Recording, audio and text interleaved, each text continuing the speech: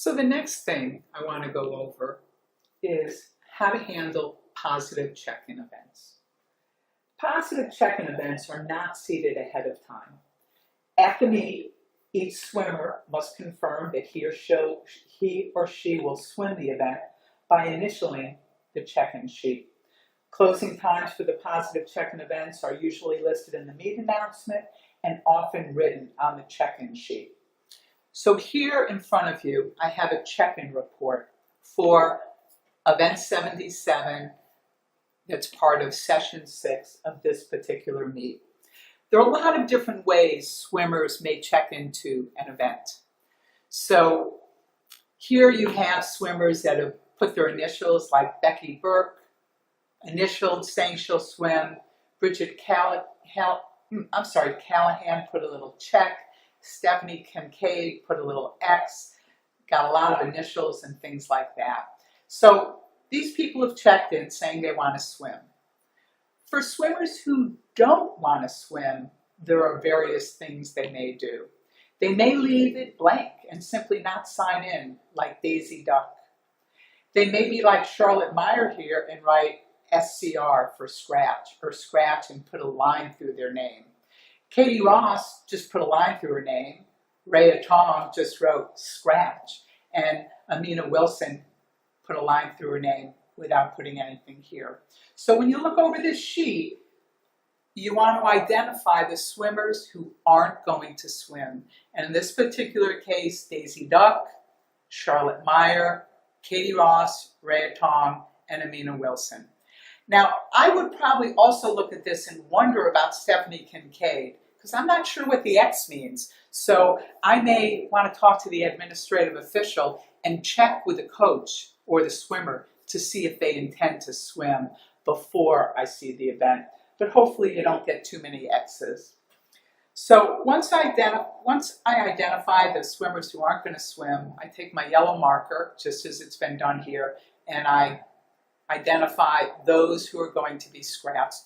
And I write down how many scratches there were on the sheet. And in this particular case, there are 5 scratches.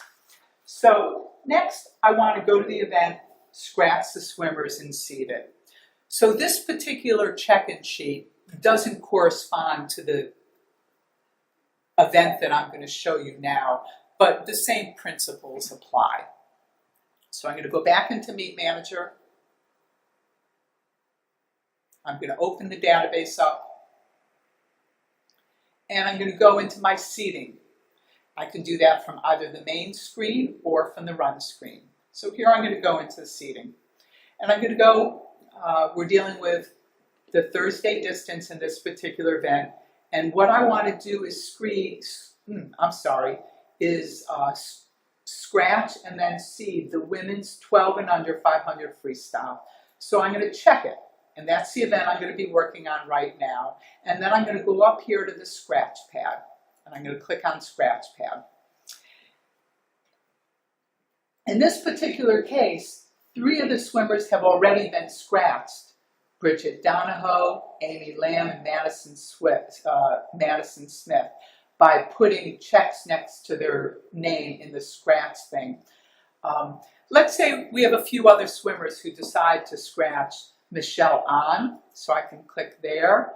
Maybe Omar Benjerano, and I click there. And maybe one more swimmer, maybe Madison Testa. So as you can see now, I've got 6 scratches. 1, 2, 3, 4, 5, 6. And up here it tells me there are now 17 entries plus 6 scratches, so for a total of 23, but 6 scratches. So I'm going to go back to my positive check-in sheet that I used to generate these scratches.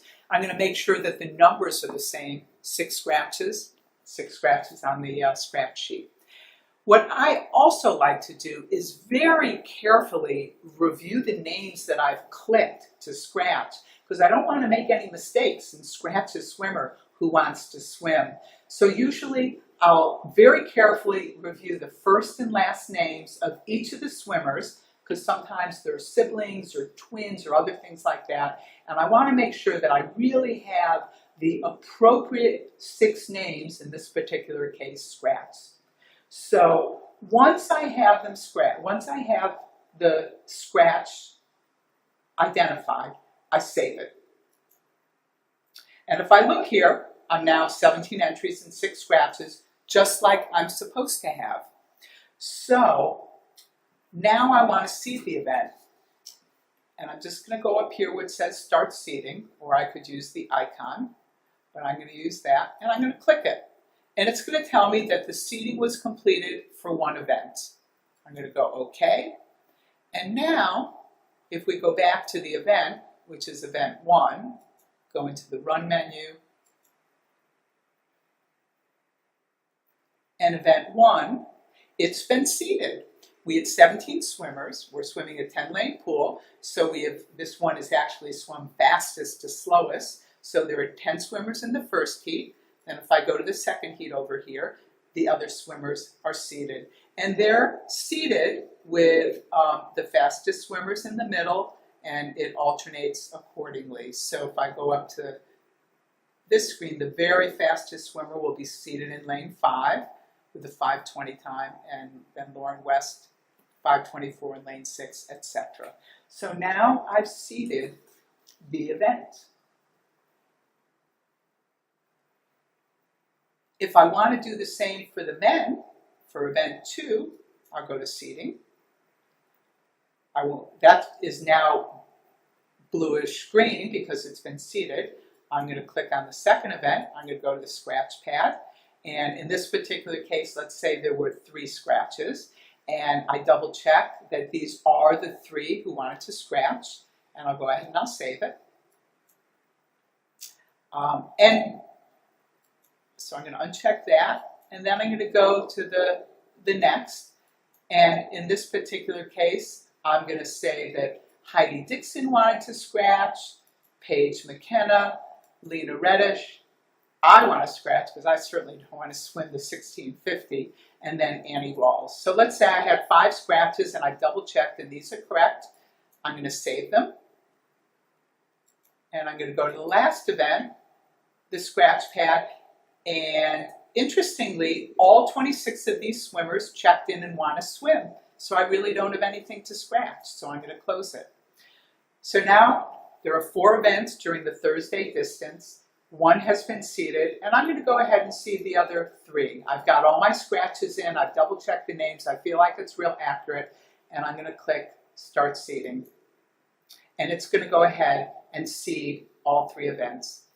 Be really, really careful not to reseed an event that's already been seeded unless you're working closely with the admin official and they tell you to do so. That can be very disastrous. So here we go. We've now seeded these 4 events.